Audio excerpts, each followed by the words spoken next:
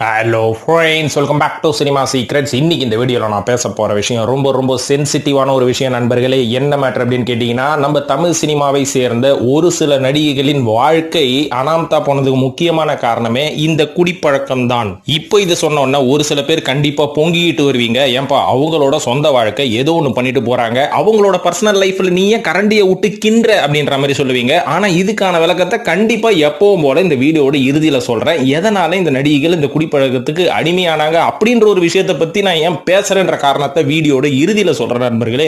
ஆனா நானும் எவ்வளவுதான் அறிவுரை சொல்றது, நம்மளோட சொந்த எக்ஸ்பீரியன்ஸ்ல இருந்து நம்ம சொல்றோம். ஆனா யாரும் கேட்டுக்கிறதே கிடையாது. அதை விட்டுட்டு நீ ஏன்பா சொல்ற, உனக்கு எங்கப்பா வலிக்குது, இதை போட்டு நீ காசு சம்பாதிக்கிறியா, இவங்களோட பர்சனல் லைஃப்ல நீ ஏன் தலையிடுற அப்படின்ற மாதிரிலாம் என்ன கேட்பீங்க.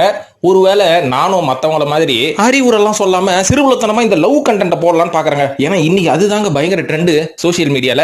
எந்த யூடியூபை திறந்தாலும் மாமா மாமா அப்படின்ற மாதிரி கொஞ்சிக்கிட்டு கண்டென்ட் போடுறவங்களுக்கு மில்லியன் கணக்கில் வியூஸ் வருது. இதையும் தாண்டி இன்னொரு கண்டென்ட்டையும் பாக்குறேன். ஜாக்கெட்டை அளவெடுத்து தச்சு அடுத்தவங்க கிட்ட போட்டு காமிச்சு அது மூலமா ஏகப்பட்ட ரெஸ்பான்ஸும் இன்கமும் வருது அப்படின்ற மாதிரி ஒரு அம்மனி சொல்றாங்க. இந்த பக்கம் அளவு இல்லாம பிரியாணி தின்னு போட்டு அதை விமர்சனம் பண்ற பாரு அப்படின்னு சொல்லி ஏகப்பட்ட காசை வாங்கி ஒருத்தர் தின்னு பெருத்து போன கதை இருக்கு. இதெல்லாம் பரவாயில்லைங்க. இந்த ஆள் தின்ற பிரியாணியை ஒரு பேரா வச்சு இன்னொருத்தன் அந்த ஜாக்கெட் அம்மாவை விமர்சனம் பண்றான். இவங்க எல்லாரையும் சேர்த்து இன்னொருத்தர் விமர்சனம் பண்ணி ரிச்சி ஸ்ட்ரீட்ல போய் கேமராவை தொலைச்ச கதெல்லாம் இருக்கு. சோ இந்த மாதிரி எல்லாம் கண்டென்ட் போட்டா நல்ல வியூஸ் வருமா? ஆனா நான் இதை காசுக்காகவும் வியூஸுக்காகவும் போடல நண்பர்களே. எல்லாமே என்னோட செல்ஃப் சாட்டிஸ்பாக்சனுக்காக போறேன். அது மட்டும் இல்லாம நான் சொல்ற விஷயத்தை கேட்டு என் பின்னால் வர சந்ததிகள் இதை பார்த்து தெளிவுபடுத்தி தெரிஞ்சு ஓடி போடணும். இந்த மாதிரி சோசியல் மீடியால வரதெல்லாம் பார்த்து கெட்டு போக கூடாது அப்படின்ற ஒரு நல்ல எண்ணத்துல தான் சொல்றேன்.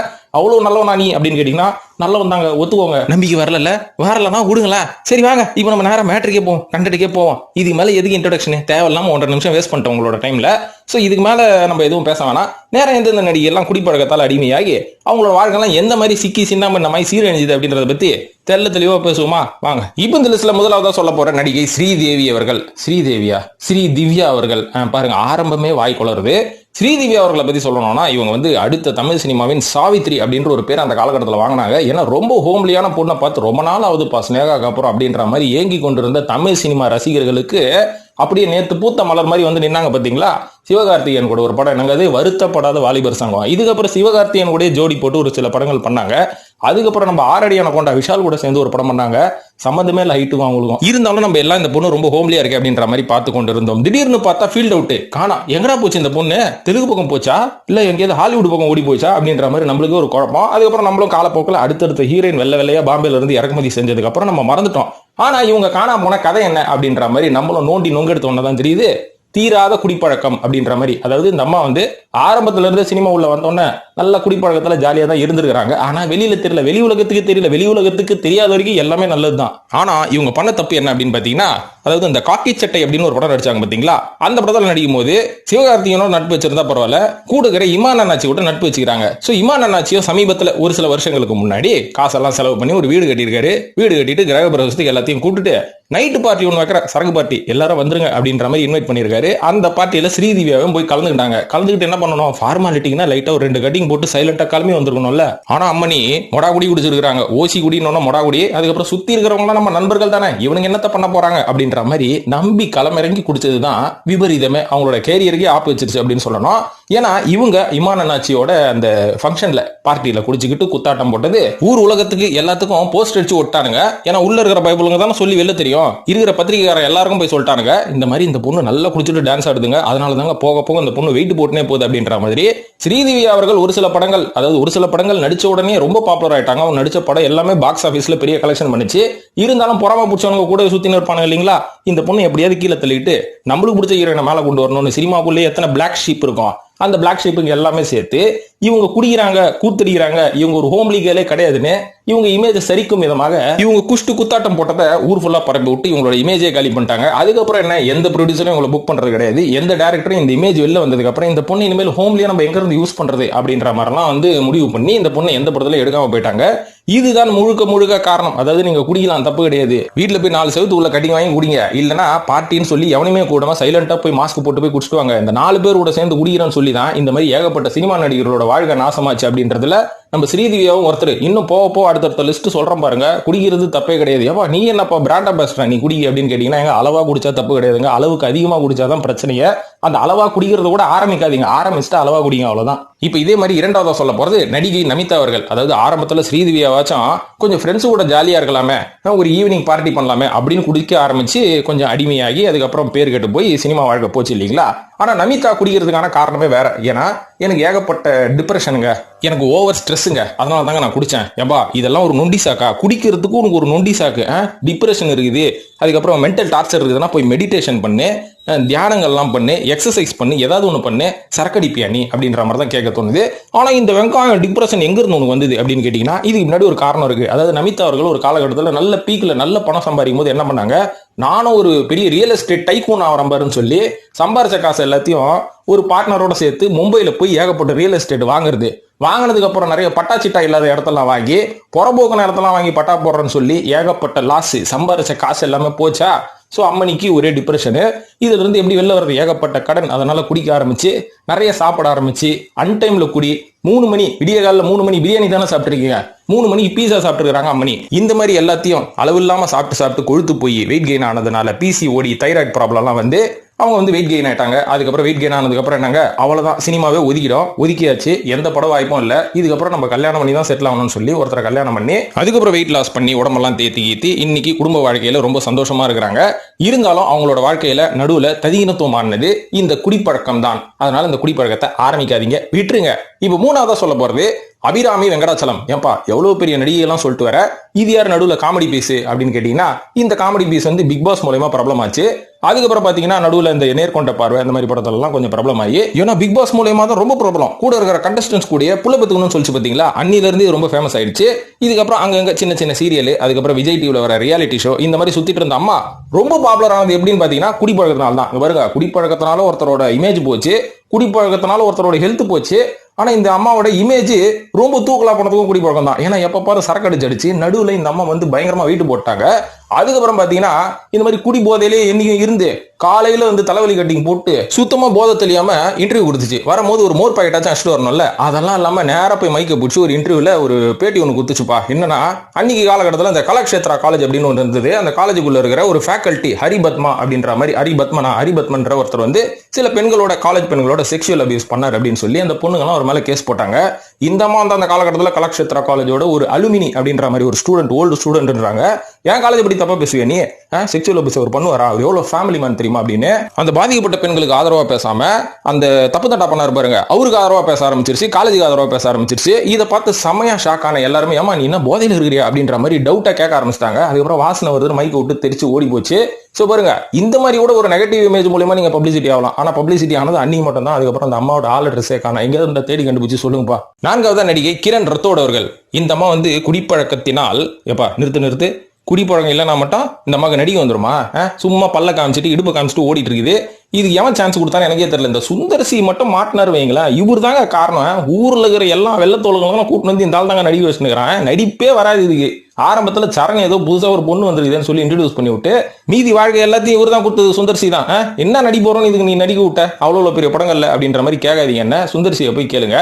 ஆனா இந்த அம்மாவோட வாழ்க்கையும் நடுவில் நாசமா போனதுக்கு காரணம் இந்த ஆல்கஹால் பழக்கம் தான். அதாவது ஆரம்பத்துல என்னதான் பெரிய பெரிய நடிகர்கள் இந்த கமலஹாசன், பிரசாந்த், விக்ரம் அப்படின்ற மாதிரி ஜோடி போட்டு நடிச்சாலும் இன்னைக்கு வேற லெவலில் அவங்க வந்திருக்கணும். வராதுக்கு முக்கியமான காரணம் நடுவில் அப்பப்போ சரக்கு போட்டு உடம்பு சரியா பார்த்துக்காம நடிப்பையும் கொஞ்சம் வளர்த்துக்காம நாசமா போனது தான். ஏன்னா இவங்க என்ன பண்றது, நல்ல படம் நடிச்சு காசு பார்த்த உடனே அப்பப்போ பார்ட்டி பப்புன்னு போய் செமையா குடிக்கிறது, குடிச்சிட்டு ஒழுங்கா இருக்கணும்ல, நல்லா போய் காலையில போய் திரிஷா மாதிரி எக்ஸசைஸ் பண்ணி ஜாகிங் எல்லாம் போய் உடம்பு ஃபிட்டா வச்சுக்கணும். ஆனா அதெல்லாம் பண்றது கிடையாது, குடிச்சிட்டு படுத்துறது, வெயிட் கெயின் ஆயிடுச்சு. அதுக்கப்புறம் இந்த நீ ஹீரோயின் லுக்ல இல்ல சொல்லி சரி செகண்ட் கேரக்டராச்சும் கொடுங்கப்பா, எனக்கு ஹீரோயினா நடிக்க தெரியாது, ப்ரெஷர் போட்டு உனக்கு எல்லாம் நடிக்க வச்சானுங்க, எனக்கு ஏதாவது வகையில காசு வந்தா போதும், ஏதாவது ஒன்று பண்ணுங்கன்னு சொல்லி மேட்ரு தடமாறி போயிடுச்சு. அதுக்கப்புறம் என்ன பண்றது, சரி வா உன்னை திருப்பியும் நாங்க வந்து கூட்டினு வரோம், திருப்பி உன்னை லைம் லைட் கூட்டினு வரோம் அப்படின்னா ஆடம் முடியுது வரமாட்டேன்னு சொல்லிட்டு ஏன்னா ஈஸி மணி ஈஸியா சம்பாதிக்கிறாங்களாம். நான் வந்து இது ஓப்பனா சொல்லலப்பா, ஒருத்தர் சொல்லி கேள்விப்பட்டேன். இன்ஸ்டாகிராம்ல வந்து இந்த அம்மா போடுற போஸ்ட்டுக்கு ஒரு காசு, நீங்க இவங்க கூட நேரம் ஆன்லைன்ல சாட் பண்ணணும்னா ஒரு காசு, இவங்களை வீடியோ காலில் பார்க்கணும்னா ஒரு காசு. ஸோ இந்த மாதிரி சொகுசா வீட்டில் பெட்ரூம்லேயே உட்காந்து சம்பாரிச்சுக்கிறாங்க பார்த்தீங்களா.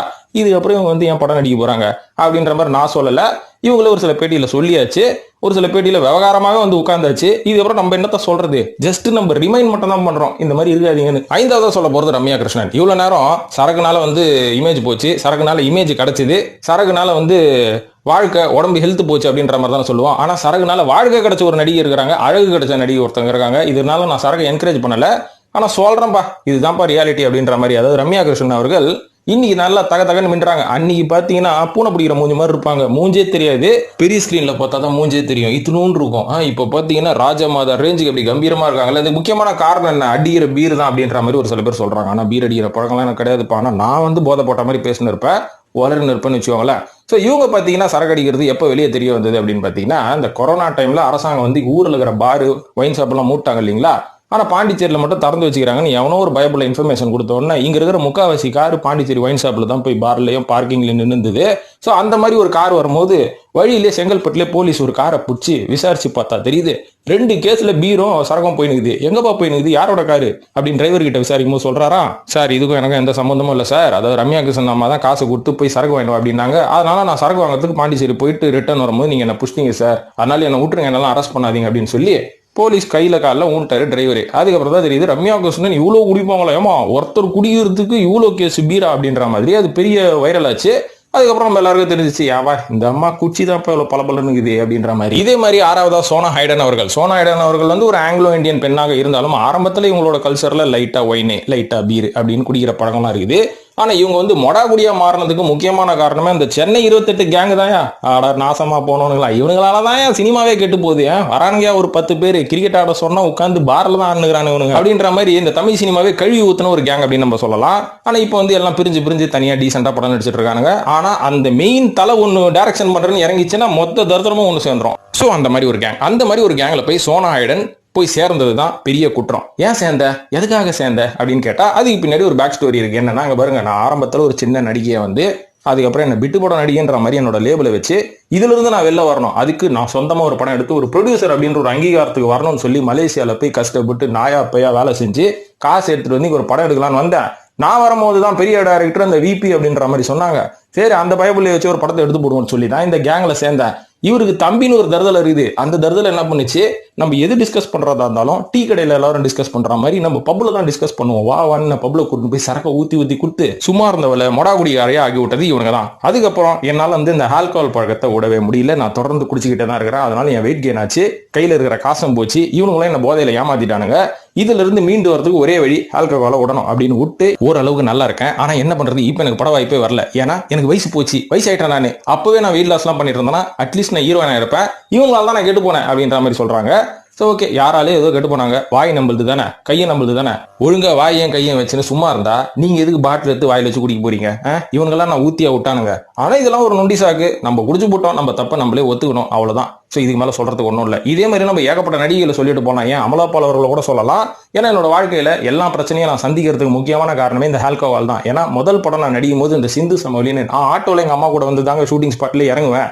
அதுக்கப்புறம் நான் BMW ரேஞ்சுக்கு ஆனதுக்கு அப்புறம் சரக்கு அடிக்காம இருக்க முடியுமா? அதனால ஏகப்பட்ட சரக்குகள், ஃபாரின் சரக்குலாம் அடிக்க ஆரம்பிச்சேன். ஃபாரின் நண்பர்களோட பழகினேன், உள்ளி நடிகரோட பழகினேன். அவரு இன்னும் நிறைய பழக்கத்தை கத்து கொடுத்தாரு. இது எல்லாத்தையும் கத்துக்கிட்டு குடும்ப வாழ்க்கை உள்ள போலான்னு பார்த்தா செட்டே ஆகல. ஏன்னா இந்த குடி பார்ட்டி தான் ஜாலியா இருக்குது, குடும்ப வாழ்க்கை வேஸ்ட்னு சொல்லி டைவர்ஸ் பண்ணேன். வெளில வந்தேன், எவனுமே என்ன கண்டுக்கல.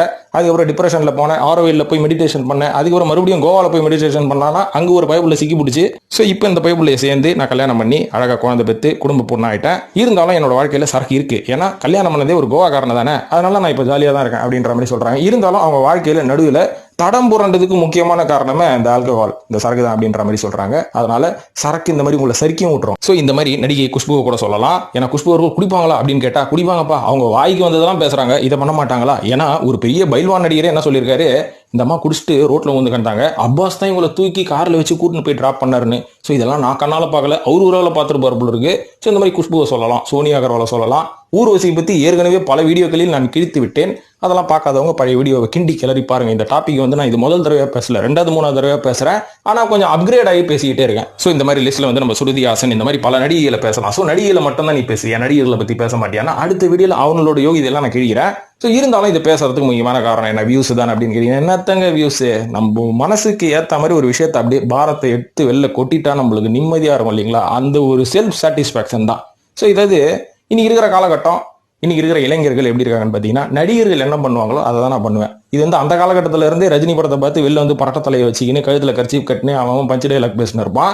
இன்னி வரைக்கும் அது ரொம்ப மோசமா தொடர்ந்து போயிட்டு இருக்கு. அன்னைக்கு வந்து படத்தை பார்த்துட்டு தான் பண்ணுவானுங்க, நீ கையில செல்போன் இருக்குதா? அதனால நடிகர்கள் எந்த பிரஸ்ல பல்லு வளர்க்குறானுங்க, என்ன சாப்பிட்றானுங்க, என்ன சோப் போடுறானுங்க, என்ன கிரீம் போடுறானுங்க, தலை என்ன தேங்காய் எண்ணெய் தடவுறானுங்க, என்ன ட்ரெஸ் போடுறானுங்க, என்ன ஷூ போடுறானுங்க அப்படின்ற மாதிரி நம்ம ஆளுங்க தலையில இருந்து பாதம் வரைக்கும் எல்லாத்தையும் கவனிக்க ஆரம்பிச்சிட்டானுங்க. இது வந்து பார்த்து காப்பி அடிச்சு இவங்கள மாதிரி ட்ரெஸ் போடுறது தப்பு கிடையாது. இவங்களோட லைஃப் ஸ்டைலையும் அவங்க பின்பற்ற ஆரம்பிச்சிட்டாங்க. இவங்கள பார்த்து நான் ஜிம்முக்கு போறேன்றாங்க. ஜிம்முக்கு போறது எவ்வளவு ஹெல்த்தி அப்படின்றதையும் தாண்டி இதுக்கு பின்னாடி இருக்கிற விளைவுகளை பத்தி யாருமே பெருசா தெரிஞ்சுக்கிறது இல்லை. ஏன்னா செலிபிரிட்டிஸ் வந்து இன்னைக்கு ஜிம்முக்கு போறானா அவங்க கிட்ட ஒரு பர்சனல் ட்ரைனர், ஒரு டயட்டீஷியன், ஒரு நியூட்ரிஷனிஸ்ட், அதுக்கப்புறம் ஒரு டாக்டர், இத்தனை பேர் இருப்பாங்க. இவங்களோட ஆலோசனைப்படி தான் அவங்க போய் ஜிம்ல போய் ஒர்க் அவுட் பண்ணுவாங்க. ஆனா நம்ம பைபிள் என்ன பண்றது, எங்க வீட்டு பக்கத்துல ஒரு 3000 ரூபாய்க்கு 10,000 ரூபாய்க்கு ஒரு ஜிம் இருக்குதுப்பா, நான் போய் ஜாயின் பண்றேன்னு போய் தேவையில்லாத விஷயங்கள் எல்லாம் சாப்பிட்டு உடம்பை ஏடா உடமா கோணல் மணலா ஏத்தி வச்சுக்கிறானுங்க. ஸோ இது எல்லாத்துக்கும் காரணம் அறகுறை நாலேஜ் தான். இதே மாதிரி செலிபிரிட்டியை பார்த்து இந்த விஷயத்த ஃபாலோ பண்றவங்க, செலிபிரிட்டி போய் இந்த பப்ல பார்ட்டி பண்றாங்க, நம்ம இந்த பார்ட்டிக்கு போனோம்னா அந்த செலிபிரிட்டியை பார்க்கலாம் அப்படின்னு சொல்லி ஆரம்பிச்சு கேஷுவலான குடியில ஆரம்பிச்சு இன்னைக்கு மோசமான குடியில போய் இளைஞர்கள் நிக்கிறது தான் ஒரு வேதனையான விஷயம். இதனால இந்த செலிபிரிட்டி பண்ற தப்பான விஷயங்கள் எல்லாமே இன்னைக்கு இருக்கிற காலகட்டத்தில் ரைட்டா போச்சுப்பா, இவங்க சொல்றது இவங்க பண்றதெல்லாம் ரைட்டு தான்ப்பா, நம்ம ரசிக்கிற நடிகர்கள் எது சொன்னாலும் கரெக்ட் அப்படின்ற மாதிரி ஒரு மனநிலைக்கு இன்னைக்கு இளைஞர்கள் தள்ளப்பட்டு விட்டார்கள். கொஞ்சம் கூட யோசிக்கிறதே கிடையாது. நம்மளுக்கு பிடிச்ச நடிகர்கள் எது சொன்னாலும் எது செஞ்சாலும் அதை நம்ம செஞ்சே ஆகணும், அது கரெக்ட் தான் அப்படின்ற மாதிரி இறங்கி போனதுதான் இன்னைக்கு சொசைட்டி ரொம்ப கெட்டு போனதுக்கு காரணம். அதனால இப்போ நீங்க பார்த்து ரசிக்கிற நடிகர்களாகட்டும் நடிகைகளாகட்டும் சொந்த வாழ்க்கையில அவங்களோட ஹெல்த்தை கூட அவங்க ஒழுங்கா மெயின்டைன் பண்றது கிடையாது. இந்த மாதிரி குடிக்கிறனால ஜாலியா இருக்கலாம் அப்படின்ற மாதிரி அவங்க படத்துக்கு படம், வாழ்க்கைக்கு வாழ்க்கை, சோசியல் மீடியாவுக்கு சோசியல் மீடியான்னு சொல்லிட்டு திரிகிறனால தான் சின்ன வயசுல இன்னைக்கு ஓவரா குடிக்கிறானுங்க. இன்னைக்கு போத கலாச்சாரம் ரொம்ப பெருசா போச்சு. அதனால இந்த எந்த நடிகர்களும் பர்சனல் லைஃப்ல பெருசா யோகியம் கிடையாது, எல்லாருமே சராசரியான ஒரு மனிதர்கள் தான் அப்படின்றத புரிஞ்சுக்கிட்டு ஸ்கிரீன்ல மட்டும் பார்த்துட்டு ரசிச்சுட்டு உங்களோட வேலையும் உங்க குடும்பத்துக்கு ஏற்ற மாதிரி இருக்கிற லைஃப் ஸ்டைல நீங்க வாழ பழகிக்கோங்க நண்பர்களே. அப்படியே லைஃப் ஸ்டைல் இம்ப்ரூவ் பண்ணோம்னா கொஞ்சம் கஷ்டப்பட்டு சம்பாரிச்சு பணத்தை சேர்த்து வச்சு உங்க லைஃப் ஸ்டைல அடுத்த லெவலுக்கு கொண்டு போங்க. அதுக்கு முன்னாடியே காசே இல்லாம இஎம்ஐல பணம் எடுத்து நானும் செலிபிரிட்டின்ற மாதிரி நீங்க பந்தா காமிச்சீங்கன்னா இவங்களுக்கு இருக்கிற ஹெல்த் இஷ்யூஸ் எல்லாமே உங்களுக்கும் வரும்னு சொல்லி இந்த வீடியோ நான் முடிச்சுக்கிறேன். இந்த வீடியோ பார்த்ததுக்கு நன்றி. கழுவி ஊற்றணும்னு நினைச்சீங்கன்னா கமெண்ட்டுக்கு வாங்க. ரொம்ப ரொம்ப கழுவி ஊற்றணும்னா இன்ஸ்டாகிராம் பேஜுக்கு வந்து என்னை ஃபாலோ பண்ணி சாட் மூலயமா கழுவி ஊற்றுங்க. நன்றி, வணக்கம்.